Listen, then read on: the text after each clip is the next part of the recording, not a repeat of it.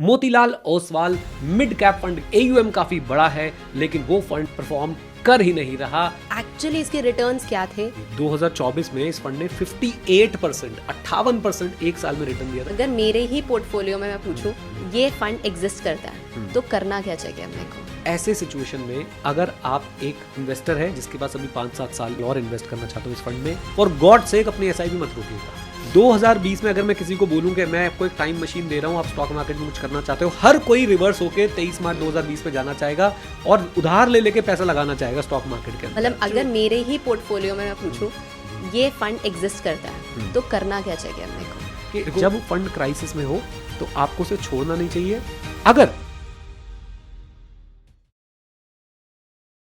जय हिंद दोस्तों, मेरा नाम है नीरज और आप देख रहे हैं हमारा YouTube channel the money podcast. आज हम लोग बात करने वाले हैं एक ऐसे फंड के बारे में जिसे अगर आप 5 साल के टाइम फ्रेम में देखें तो वो नंबर 1 आ रहा है कैटेगरी में, लेकिन अगर आप ईयर टू डेट देखें या 3 महीने देखें या 1 साल देखें या फिर आप जो है 5 साल से कम का समय अगर देखना शुरू करें तो कई बार ये आपको आखिरी नंबर पे आता हुआ नजर आएगा, यानी कैटेगरी में सबसे वर्स्ट परफॉर्म करता हुआ जो है ये नजर आएगा। आई होप आप लोग समझ गए होंगे थंबनेल से, टाइटल से और अब इस डिस्क्रिप्शन से कि मैं बात करने जा रहा हूं आज Motilal Oswal mid cap fund के बारे में, जिसमें बहुत लोगों ने इन्वेस्ट कर रखा है। AUM काफी बड़ा है, लेकिन वो फंड है परफॉर्म कर ही नहीं रहा और आप लोगों को बहुत ज्यादा परेशान कर रहा है। तो इसी फंड की आज हम लोग जो है डिटेल डिस्कशन करने वाले हैं। लास्ट में हम लोग कंक्लूड भी करेंगे कि क्या करना चाहिए अगर आप इसमें इन्वेस्टर हैं, क्या करना चाहिए अगर आप लोग जो हैं इसमें अभी इन्वेस्ट करना चाहते हैं। तो वीडियो को बस आपने पूरा एंड तक देखना है और वीडियो को लाइक कर देना है। साथ साथ में जो भी आपके मन में बातें हैं वो आपने जो है कॉमेंट बॉक्स में मुझे जरूर बतानी है। आपने इन्वेस्ट कर रखा है नहीं, ये बताइए कब इन्वेस्ट किया था, क्या रिटर्न्स बन रहे हैं, सारी चीजें जो है आप लोग मेरे साथ कॉमेंट बॉक्स में डिस्कस कर सकते हैं। अब चलते हैं हम लोग डीप डाइव करने के लिए Motilal Oswal mid cap fund के अंदर। अगर आप एक म्यूचुअल फंड इन्वेस्टर हैं तो वीडियो शुरू करने से पहले आप लोगों को मैं दे रहा हूं एक पावर टिप जिससे आप अपने म्यूचुअल फंड पोर्टफोलियो को अच्छे से मैनेज कर सकते हैं। Power up money app download कर लीजिए और वहां पे जाके आपको आपका पूरा पोर्टफोलियो दिखेगा, और यही नहीं आपको आपके पोर्टफोलियो की परफॉर्मेंस दिखेगी कि कितने फंड्स आपके पोर्टफोलियो में इन फॉर्म है, यानी कि जो बहुत बढ़िया परफॉर्म कर रहे हैं, कितने फंड्स जो है वो ऑन ट्रैक है जो ठीक परफॉर्म कर रहे हैं, कितने फंड्स जो है वो ऑफ ट्रैक है जिसमें आपको फर्दर इन्वेस्ट नहीं करना चाहिए, एंड इवन आपको आउट ऑफ फॉर्म फंड्स भी दिख जाएंगे जहां से आपको एग्जिट ले लेना चाहिए। तो अभी डाउनलोड कीजिए पावर अप मनी ऐप और देखिए कौन से म्यूचुअल फंड्स आपके पोर्टफोलियो में परफॉर्म कर रहे हैं और कौन से जो है परफॉर्म नहीं कर रहे हैं। सो आपने ये तो बता दिया कि ये फंड परफॉर्म नहीं कर रहा है, बट एक्चुअली इसके रिटर्न्स क्या थे अगर वो आप दिखा पाओ? बिल्कुल, ये फंड ना अपनी कैटेगरी का बादशाह रहा है। हम लोग चलते हैं स्क्रीन पे सामने और पावर अप मनी ऐप के अंदर हूँ मैं इस समय, और मैंने Motilal Oswal mid cap direct growth जो फंड है बेसिकली उसको यहाँ पे ओपन कर रखा है, और मैं यहाँ पे आपको शुरुआत कर रहा हूँ रोलिंग रिटर्न्स के साथ, राइट। अगर आप रोलिंग रिटर्न देखेंगे तो आपको लगेगा कि भाई कुछ तो मैं ना गलत ही बोल रहा हूँ, क्योंकि रोलिंग रिटर्न अगर आप देखें 3 ईयर के rolling return that is 34.94%, which is amazing. लोग तरसते हैं ऐसे रिटर्न्स के लिए, राइट। अगर आप इस फंड को निफ्टी मिड कैप से कंपेयर करेंगे तो चाहे 1 ईयर के रोलिंग रिटर्न हो, चाहे 3 ईयर के रोलिंग रिटर्न हो या 5 ईयर के रोलिंग रिटर्न हो, अच्छे खासे मार्जिन से जो है ये मिड कैप 150 यानी कि जो इसका बेंचमार्क है उसको बीट करता हुआ दिख रहा है। निफ्टी 50 से तो कंपेयर करना इसको खैर बेकार ही होगा, बिकॉज निफ्टी 50 वाले रिटर्न्स हमेशा थोड़े से कम रहते हैं in comparison to mid cap. अगर आप कैटेगरी एवरेज भी देखते हैं, और ये खास बात है पावर अप मनी ऐप में, आप लोग जो है फंड को यहीं पे बस आराम से मिड कैप 150, निफ्टी 150 और कैटेगरी एवरेज से कंपेयर कर सकते हैं। तो कैटेगरी एवरेज भी देखें तो कैटेगरी एवरेज में भी ये बड़े अच्छे से जो है वो आउट परफॉर्म करता हुआ आ रहा है, राइट। अभी और बहुत सारी चीज़ें हैं यहाँ पे, जैसे कि ट्रेलिंग रिटर्न। ऑल्दो मैं हमेशा इन्वेस्टर्स को बोलता हूँ कि आप रोलिंग रिटर्न पे ज़्यादा विश्वास करें, बट ट्रेलिंग रिटर्न से आपको वो रीज़न नजर आएगा वृंदा जिसकी वजह से लोग पैनिक में हैं, लोग घबरा रहे हैं इस फंड को लेके, राइट। चलिए तो ट्रेलिंग रिटर्न देखते हैं। अगर आप ट्रेलिंग रिटर्न देखें तो अगर एक दिन की बात करूं, ऑल्दो एक दिन के लिए म्यूचुअल फंड में कोई देखता नहीं, बट फिर भी 1.1% जो है वो डाउन है, और 3 ईयर ट्रेलिंग रिटर्न 21.34 है। ये भी सही है, ये भी सही है कि आपका 3 साल का ट्रेलिंग रिटर्न जो है 21.34 है, it's okay. Now the problem is अगर आप इसके ये रिटर्न्स देखें, यानी कि 1 मंथ के ट्रेलिंग रिटर्न देखें और उसे निफ्टी मिड कैप से भी आप कंपेयर करते हैं मिड कैप 150 से, तो ये निफ्टी मिड कैप 150 ने 1.20% पॉजिटिव रिटर्न दिया है, जबकि इस फंड ने आपको 3.95% नेगेटिव रिटर्न दिया है।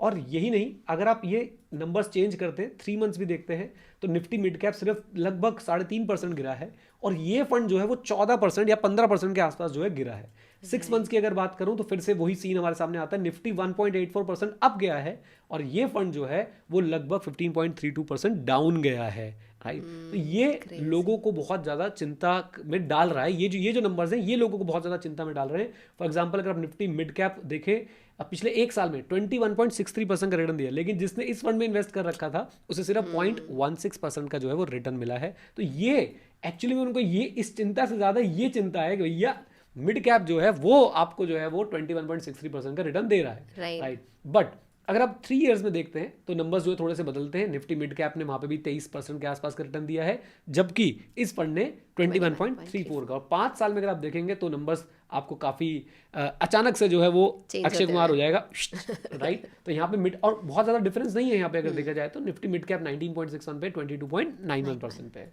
नाउ अगर आप इसे कंपेयर करेंगे निफ्टी 50 से, जो हम करना नहीं चाहते, कैटेगरी एवरेज से अगर आप इसे कंपेयर करेंगे तो कैटेगरी एवरेज से भी 5 साल में ये जीत रहा है, राइट।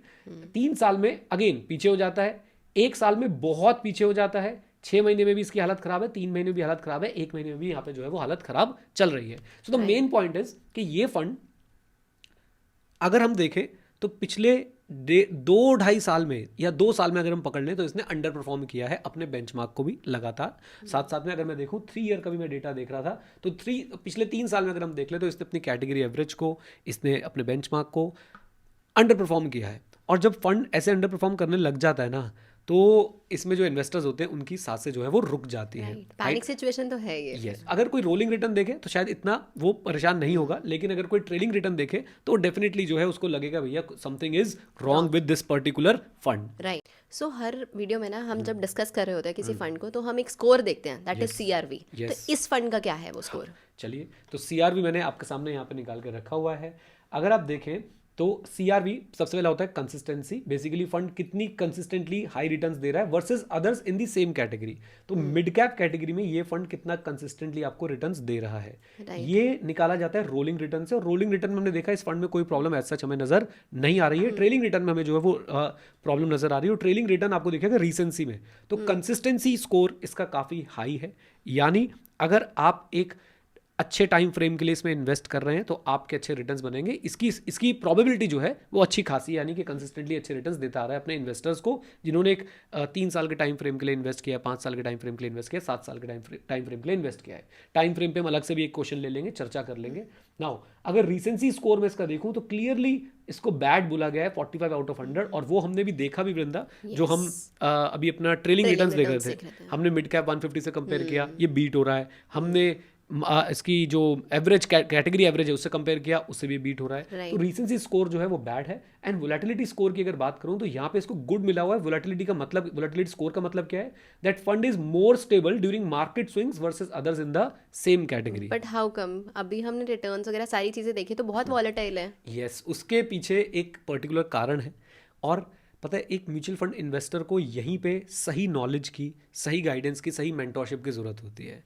अगर आप उनमें से हैं कि जो आप इस समय इस फंड को बेचने में लग गए, आपके पास है, आपने इन्वेस्ट करना शुरू किया, 1 साल इन्वेस्ट किया, 2 साल इन्वेस्ट किया, आपको नेगेटिव रिटर्न्स मिल रहे हैं, आपसे बेचने लग गए, बिलीव मी, इसका मतलब अभी आपकी म्यूचुअल फंड्स के अंदर क्लास 12th भी कंप्लीट नहीं हुई, अभी तो ग्रेजुएशन है, पोस्ट ग्रेजुएशन है, पीएचडी होनी है, राइट। एनीवेज, एंड यस, अगर आप लोग म्यूचुअल फंड सीखना चाहते हैं तो मैं भी म्यूचुअल फंड्स के बारे में सिखाता हूं। आप लोग मेरे साथ भी जो है वो म्यूचुअल फंड सीख सकते हैं। कैसे सीख सकते हैं? आपने सिंपली हमारी वेबसाइट पर विजिट करना है www.learn.club और आपने कोड यूज करना है होली, और आपको 26% ऑफ मिल जाएगा म्यूचुअल फंड की क्लासेस पे। प्राइस बहुत ही कम है, सिर्फ 2000 रुपीज का प्राइस है, उसमें आप ये 26% वाला कोड यूज करेंगे, so you will get 26% flat of. Anyways, आइए वापस चलते हैं। तो वोलेटिलिटी स्कोर पे अभी हम चर्चा करेंगे कि वोलेटिलिटी के गुड इसको क्यों मिला हुआ है, राइट। एंड यहाँ पे ना आपने एक चीज समझनी है कि ये जो स्कोर्स हैं, राइट, ये जो स्कोर्स हैं बहुत सोच समझ के निकाले गए हैं, ऐसे नहीं हवामई बात नहीं हो गई है, और सबका कुछ ना कुछ बेसिस है। मैं आपको एक बात और बोलूंगा कि सबसे ज्यादा बड़ा इंपैक्ट कंसिस्टेंसी का आता है आपके इन्वेस्टमेंट डिसीजन पे, फिर उसके बाद रीसेंसी का मिड इंपैक्ट है, और वोलेटिलिटी का इंपैक्ट जो है वो सबसे कम लिया जाता है। उसके पीछे का लॉजिक क्या है? देखिए, मैं ये मान के चल रहा हूँ, कोई भी व्यक्ति अगर म्यूचुअल फंड में इन्वेस्ट कर रहा है लंबे समय के लिए वो इन्वेस्ट कर रहा है, और खासकर जब मिड कैप में इन्वेस्ट कर रहा है तो ही नोज कि भैया ये निफ्टी 50 से निफ्टी 100 से ज़्यादा वोलेटाइल होने वाले हैं, और मैं कम से कम 7-8 साल के टाइम फ्रेम के लिए आ रहा हूँ। एंड ये भी एक अजम्पशन है कि भैया सिर्फ आप मिड कैप में इन्वेस्ट नहीं कर रहे हो, राइट। तो आपने हमेशा कंसिस्टेंसी, रिसेंसी और वोलेटिलिटी में सबसे ज़्यादा इम्पैक्ट कंसिस्टेंसी का कंसिडर करना है, फिर आपने रिसेंसी का कंसिडर करना है, फिर आपने जो है वोलेटिलिटी का कंसिडर करना है। But back of the mind में ज़रूर रखिए कि हम ये एज्यूम कर रहे हैं कि भैया आप लंबे समय के लिए आए हैं, आपने अपने गोल्स, अपने प्लान्स, अपनी रिस्क प्रोफाइल के हिसाब से फंड चूज कर रखा है, एंड मिड कैप में आपका 100% पोर्टफोलियो जो है वो नहीं है। ये बात आपको जो है वो ज़रूर ध्यान रखनी पड़ेगी, राइट। सो इस फंड के अंडर परफॉर्मेंस का मेन रीजन आपको क्या लगता है कि क्या है? राइट, ये बड़ा इंटरेस्टिंग क्वेश्चन है, आई थिंक यहाँ से आपको समझ आएगा जब हम इस फंड की होल्डिंग्स को जो है वो एनालाइज करेंगे। मैं गया फंड की होल्डिंग के अंदर, और अगर आप होल्डिंग में साथ में देखेंगे एक सेक्टर का टैब बना हुआ है, मैं सेक्टर के टैब के अंदर जाता हूं तो यहाँ पे अगर आप देखें 37% इन्वेस्टमेंट जो है इन्होंने टेक्नोलॉजी में कर रखी है, और फाइनेंशियल सर्विसेज भी अभी आई हैं, अभी रिसेंटली ऐड हुई हैं, नहीं तो पहले ये ज़्यादा मैं बोल सकता हूँ कि हाईली कॉन्सेंट्रेटेड फंड था जो एक ही सेक्टर पे बहुत ज़्यादा डिपेंडेंट था, टेक पे। और अब रिसेंटली हम सब जानते हैं कि आईटी के साथ क्या हुआ है। एक महीने के अंदर आईटी इंडेक्स की मैं बात कर रहा हूँ 20-21 शायद उससे भी ज़्यादा % जो है वो डाउन गया है, राइट। तो जब एक सेक्टर पे एक फंड बहुत ज़्यादा कॉन्सेंट्रेटेड बेट ले रहा होता है, तो वैसे में अगर वो सेक्टर नीचे गिर जाए तो क्या होगा, वो हमें जो है इसके ट्रेलिंग रिटर्न्स में देखने को मिल रहा है। और वैसे भी मैं एक बात बोलना चाहता हूँ वृंदा, ये फंड जो है ना, ये फंड का नेचर ही ऐसा था, हाईली कॉन्सेंट्रेटेड बेट्स, मतलब बहुत नंबर ऑफ कंपनीज जो हैं वो बहुत कम होती हैं, राइट। और ग्रोथ ओरिएंटेड इनका पोर्टफोलियो था, जो न्यू एज कंपनीज हैं उसके अंदर ये लोग ज़्यादा इन्वेस्ट करते हैं, राइट। और आईटी पे अच्छी बेट ले रखी थी, और इस समय सबसे ज़्यादा कौन सफ़र कर रहा है, आईटी सफ़र कर रही है, न्यू एज कंपनी सफ़र कर रही है। और इसलिए ये मेजर रीज़न है कि भाई हमारा Motilal Oswal mid cap fund भी जो है वो एक्सट्रीमली बैड रिटर्न्स इस समय आपको दे रहा है, राइट। सो बीच में आपने एक चीज़ बोली थी अभी कि इन्होंने बहुत ज़्यादा कॉन्सेंट्रेटेड बेट ली है, that means number of stocks बहुत रिस्ट्रिक्टेड रखे हैं इन्होंने। So is it common in all the mid cap funds, या फिर पर्टिकुलरली इन्होंने ऐसे ऑपरेट किया है? तो आपको मैं दिखाई देता हूँ, and you will be surprise कि कितने कॉन्सेंट्रेटेड गेम इन्होंने खेला हुआ है, राइट। अगर आप होल्डिंग ऊपर देख रहे होंगे, आपको यहाँ पे 30 जो है नंबर लिखा हुआ नजर आ रहा है। होल्डिंग्स के साथ एक प्रॉब्लम है, डिफरेंट वेबसाइट पे आपको डिफरेंट दिखती है। फॉर एग्जांपल अगर आप शायद वैल्यू रिसर्च पे जाएं तो आपको वहाँ पे 26-28 दिखेंगी, लेकिन इसमें डेरिवेटिव पोजीशंस वगैरह भी होती हैं। अगर मैं एक लमसम बेसिस पे कंपेयर करूं तो बाकी मिड कैप फंड्स में आपको ऑन एन एवरेज इस 30 का नंबर 60-70 तक जो है वो नजर आएगा, और इवन 100+ भी जा रहा होगा कुछ मिड कैप फंड्स के अंदर, एंड ये नंबर अगर आप देखें तो अभी थोड़ा बड़ा है रिसेंटली। पहले तो 20 स्टॉक के अंदर जो है इन्होंने सिर्फ इन्वेस्ट कर रखा था। सो बहुत हाईली कॉन्सेंट्रेटेड, ज़्यादा इंक्लाइन टूवर्ड्स आईटी सेक्टर वाला पोर्टफोलियो बनाया था, ग्रोथ कंपनीज पे बेट ली थी, न्यू एज कंपनीज पे बेट ली थी, और इस समय वो सारी चीज़ें इनके अगेंस्ट जा रही हैं, और यही वो फैक्टर्स हैं जो इनके फेवर में थी आज से कुछ समय पहले तक, राइट। तो चढ़ते सूरज को सब सलाम करते हैं, तब इसको सब सलाम कर रहे थे, और अब इसको सब बदनाम कर रहे हैं। खैर हम उस पर अलग से डिस्कशन करेंगे, बट पॉइंट इज कि अगर आप देखें तो आप नेचर ऑफ फंड समझें कि फंड का नेचर क्या है, कॉन्सेंट्रेटेड है, ग्रोथ ओरिएंटेड कंपनीज हैं, न्यू एज कंपनीज हैं, आईटी पे लंबी चौड़ी बेट ले रखी थी, एंड सेक्टर आपको मैंने दिखाई दिया आईटी। तो ये सारी चीजें अब इसके अगेंस्ट जो है वो जाती हुई हमें यहाँ पे दिख रही हैं, राइट। सो बेसिकली अगर देखा जाए तो ये जो कॉन्सेंट्रेटेड इन्होंने पोर्टफोलियो बनाया, स्टॉक्स रखे अपने पास बहुत ज्यादा कॉन्सेंट्रेटेड, ये तो डबल एज स्वॉर्ड निकला इनके लिए। एग्जैक्टली 2024 में इस फंड ने 58% एक साल में रिटर्न दिया था, which is oh my God, मतलब फैंटाबुलस, राइट। और जबकि कैटेगरी एवरेज शायद उस समय 35-40% का चल रहा होगा। और 2024 में क्या कर रहा था, सेम बात कर रहा था, वही आईटी पे ज़्यादा हैवी थे ये लोग, ग्रोथ ओरिएंटेड कंपनीज में इन्वेस्ट कर रहे थे, वही 20-25 कंपनीज का इन्होंने पोर्टफोलियो बना रखा था। ये चीज़ें 2024 में हीरो थी, जो अब हमें विलन की तरह जो है वो नजर आ रही है। सो बेसिकली देखा जाए तो फॉलो तो ये वही कर रहे हैं, यस, बट मार्केट चेंज हो गई है। यस, आप बोल सकते हो क्लियरली कि भैया फंड नहीं बदला, मार्केट बदल गया है। और मार्केट जब बदल गया है, पता है यहाँ पे एक बड़ा इंपॉर्टेंट लेसन है, मार्केट बदला और इनके पास ना मार्केट के बदलाव के हिसाब से वो डिफेंसिव लेयर नहीं थी, राइट। कुशन नहीं है इनके पास, यस, कुशन नहीं है इनके पास डिफेंसिव सेक्टर जिसमें हम हेल्थ केयर को बोलते हैं या फाइनेंशियल सेक्टर को बोलते हैं, वो सेक्टर्स इनके पास थे नहीं। तो जब ये गिरे तो बहुत ही ज़्यादा गिरे, और जब ये उठे तो बहुत ही ज़्यादा उठ रहे थे। तो एग्जैक्टली मैं ये बोल सकता हूँ कि मार्केट के बदलने से जो है फंड की स्ट्रैटेजी खराब हो गई है, एंड फंड अभी भी कॉन्सेंट्रेटेड बेट्स ही ले रहा है। यस, थोड़ा सा डिफेंसिव होना इन्होंने शुरू किया है, निफ्टी 50 को भी ऐड किया है और साथ साथ में जो है फाइनेंशियल सेक्टर को भी इन्होंने जो है वो इंक्लूड करना अपने पोर्टफोलियो के अंदर शुरू कर दिया, which is a good sign, क्योंकि as per the changing markets आपको एटलीस्ट अपना डाउन साइड तो जो है वो प्रोटेक्ट करना पड़ेगा। Right, exactly. तो अब मैं ना कुछ क्वेश्चंस आपसे पूछने वाली हूँ as a retail investor, right? मतलब अगर मेरे ही पोर्टफोलियो में मैं पूछूं ये फंड एग्जिस्ट करता है तो करना क्या चाहिए मेरे को? देखो, इस बात का मैं आंसर देता हूँ, अभी देता हूँ बस, ठीक है। सबसे पहले आपको ये समझना है कि आपके पोर्टफोलियो में मिड कैप क्यों है, राइट? सिर्फ इसलिए कि भैया उस समय मोतीलाल ओसवाल मिड कैप बहुत आगे जा रहा था, खरीद लिया, उससे पहले क्वांट स्मॉल कैप बहुत आगे जा रहा था, उसको खरीद लिया, और आपने जो है जो चीज़ आगे जा रही थी उसको पकड़ के आप लोग डालते गए अपनी झोली में। अगर सिर्फ इसलिए है तो प्लीज़ अभी हमारी वेबसाइट पे जाएं, म्यूचुअल फंड सीखें पहले तो, ठीक है। मतलब म्यूचुअल फंड आपको पता होना चाहिए कि आपके पास क्यों है। एक रूल मैं आपको बताता हूँ, कुछ रूल्स मैं आपको बताता हूँ मिड कैप को लेके। Number 1, mid cap funds are volatile by nature in comparison to the large cap funds, right? And even in comparison to flexi cap funds, right? So they are very much volatile, right? Number 2, मैं ये बोलना चाहता हूँ कि mid cap fund आपके portfolio में ज़्यादा नहीं होने चाहिए। लोग क्या सोचते हैं, लोग अपनी रिस्क एपेटाइट बुल रन पे नाप रहे होते हैं। जब मार्केट भाग रही होती है तो वो कहते हैं मैं तो कितना भी रिस्क ले सकता हूँ, क्योंकि उस समय एक्चुअली में उनको फील नहीं होता कि भाई जब मार्केट गिरती है तो होता क्या है, राइट? तो आपने अपने रिस्क एपेटाइट को मेजर बुल रन में नहीं करना है, आपने इस समय पे करना है। और अगर आप एक जेन्युइनली आप किसी गोल को अचीव करने की कोशिश कर रहे हैं पैसे इन्वेस्ट करके, तो भाई मिड कैप फंड्स जो हैं या मिड कैप का एक्सपोजर जो है आपके पोर्टफोलियो में 15-20% से ऊपर नहीं जाना चाहिए।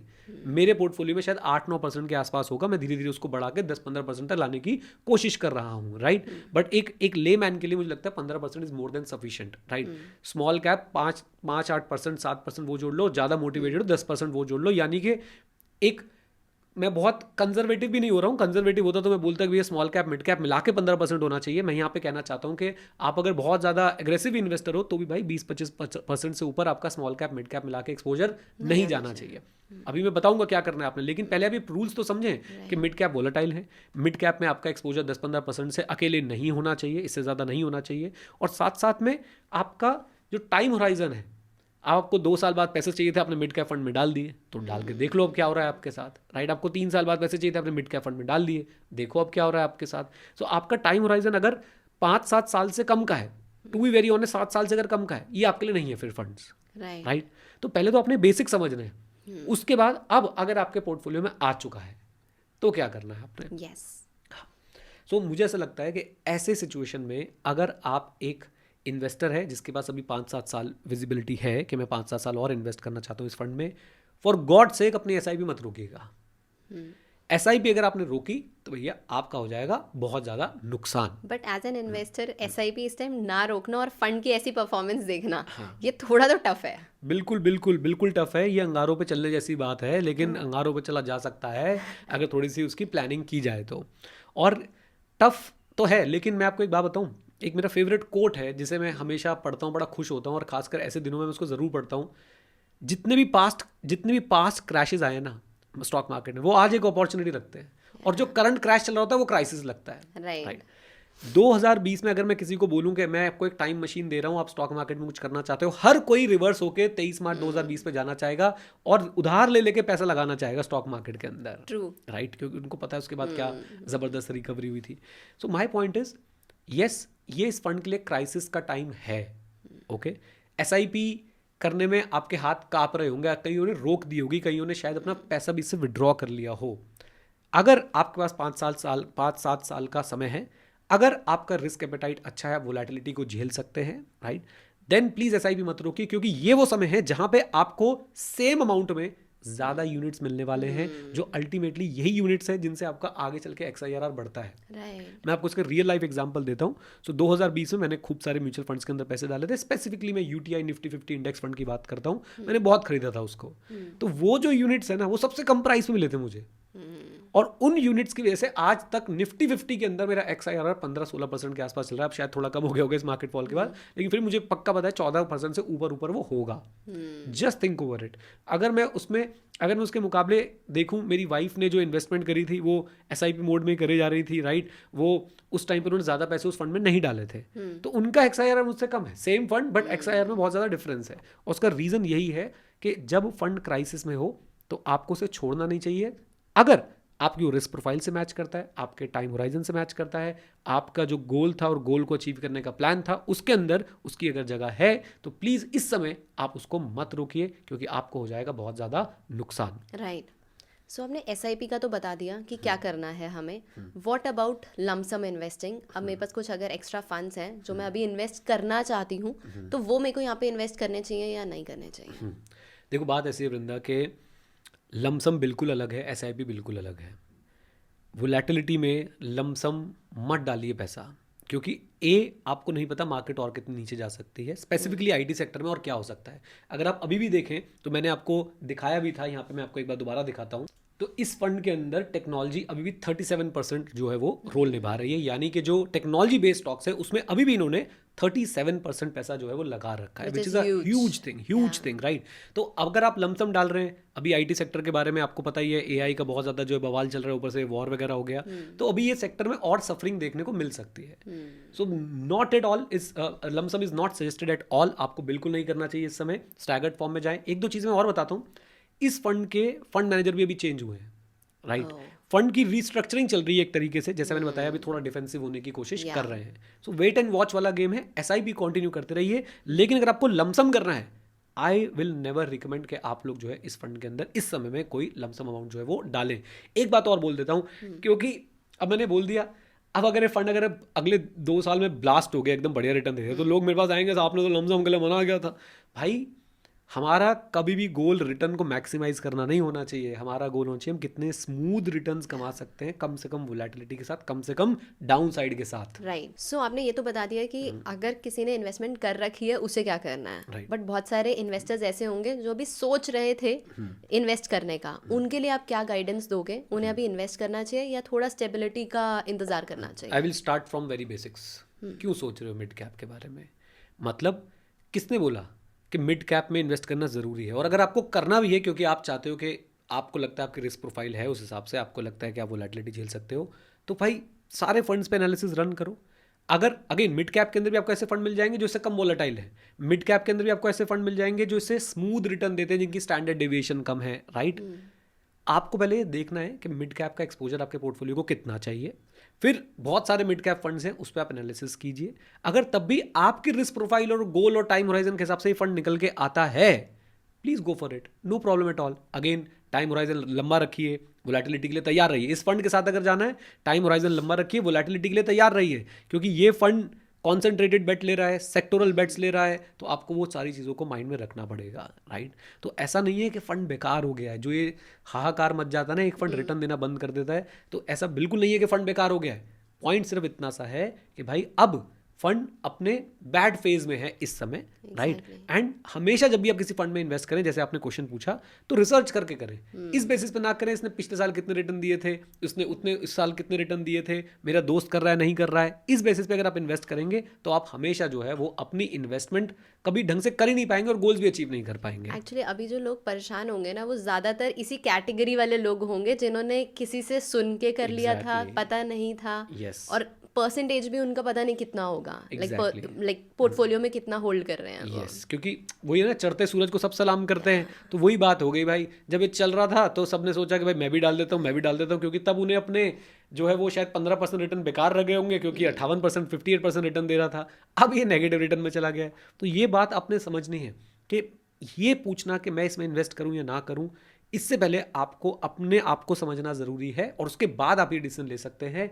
अगर आप सिर्फ रैंडम लोगों के कहने पे YouTube की वीडियोस देख के किसी फंड को सिलेक्ट कर रहे हैं, तो फिर आप पैनिक करेंगे, और फिर आप ऐसी वीडियोस भी ढूंढेंगे कि मोतीलाल ओसवाल फंड में इन्वेस्टेड हूं, मैं क्या करूं, या मैंने इन्वेस्ट किया था, मैं क्या करूं, राइट। तो ये था गाइज हमारा take Motilal Oswal mid cap fund के ऊपर। I hope you enjoyed this video, I hope आपने कुछ सीखा।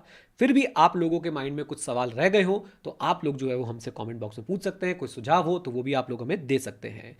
एक चीज़ आपसे बोलूँगा, एक बार हमारी वेबसाइट ज़रूर विजिट करें www.learn.club, और वहाँ पे जाके म्यूचुअल फंड का जो कोर्स है उसमें अपने आप को एनरोल कर लीजिए, और आप लोगों को जो है बहुत कुछ सीखने को मिलेगा वहाँ पे, right. This note, thank you very much, stay connected, stay here, जय हिंद। और हाँ मित्रों, सीखते रहें, क्योंकि सीखना शुरू तो जीतना शुरू। Bye bye and take care, God bless you all.